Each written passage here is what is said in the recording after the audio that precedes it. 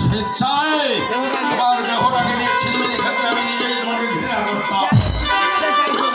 কেন তুমি বুঝতে পারছো না বলো দেখি? আমি বুঝতে পারছি। কোথায় তোমার দ্বিধা তাও আমি জানি। কোথায় তোমার দ্বিধা? কোথায় তোমার দ্বিধা তাও আমি জানি। প্রথম দ্বিধা সমাজ আমাকে ঘৃণা করবে। দ্বিতীয় বাধা তোমার ছেলে মেয়ে বড় হয়েছে। ছেলে মেয়ে বড় হয়েছে। আমার কোনো তাড়া নেই অনু। যদি কোনোদিন মনের সাড়া পাও আমাকে জানাবে। নাট্যর কোনো খবর পেয়েছো? হ্যাঁ, তোমার ছেলের খোঁজে আমি বস্তিতে গিয়েছিলাম। প্রতিবেশীরা বললে বছর 2 আগে তোমার স্বামীকে নাকি পুলিশে ধরে নিয়ে গেছে। নাট্য তখন কলেজে পড়তো। সেই থেকে তোমার ছেলেরও কোনো খোঁজ নেই। হয়তো বাপের মতো চোর গুন্ডার দলেই ফিরে গেছে। না দেবী না, নাট্য আমার নাট্য।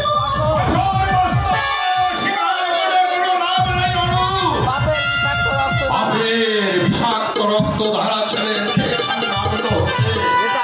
আশ্চর্য হওয়ার কি আছে? আসলে রক্তের দাবিতে আসলে রক্তের দাবিকে কখনো কোনোদিনও অস্বীকার করা যায় না।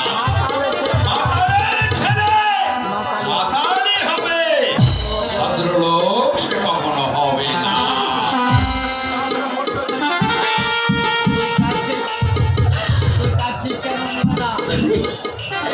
তুই কাঁদছিস কেন অনুরাধা? একদিন মা হয়েছে। 3 বছরের নাট্টু পেটে ছিল নন্দিনী। হঠাৎ ঝড় উঠল, ভেঙে গেল তোর তাজের ঘর।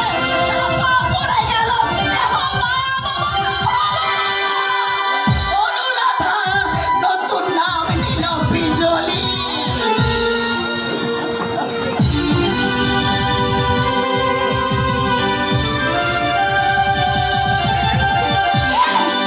কে তুমি? চেঁচাবেন না। যা বলছি শুনুন। আমি বড় বিপদের সম্মুখীন হয়েছি। হয়তো এই মুহূর্তে হয়তো এই মুহূর্তে আমার প্রাণটাই দয়া করে একটা জায়গা মধ্যে বার করতে তরি করে লুকিয়ে রাখি। আর দেরি করছে কেন? বলুন কোথায় লুকিয়ে? কিন্তু আর কিন্তু দেরি করলে যদি আমার প্রাণটা করে দাও। তাহলে আপনাকে কিন্তু ঠিকই বলবো কোথায় লুকাবো। ওইগুলো আসছে। এই দরজা দিয়ে চলে যাও। পাশে আমার রান্নাঘর, ওখানে গিয়ে লুকিয়ে থাকো। কে এই ছেলেটা? কে ছেলেটা? তারা ওকে তাড়া করেছে।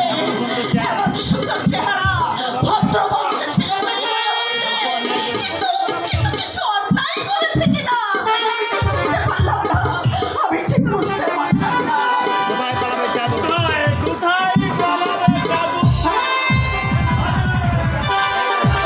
এই বাড়িতে কি চাই আপনার? কি চাই আপনার? মার্জনা করবেন।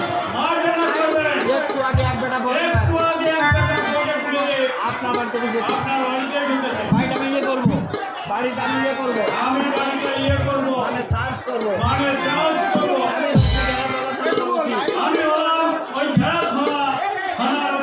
রসময়দা নেশা টেশা করে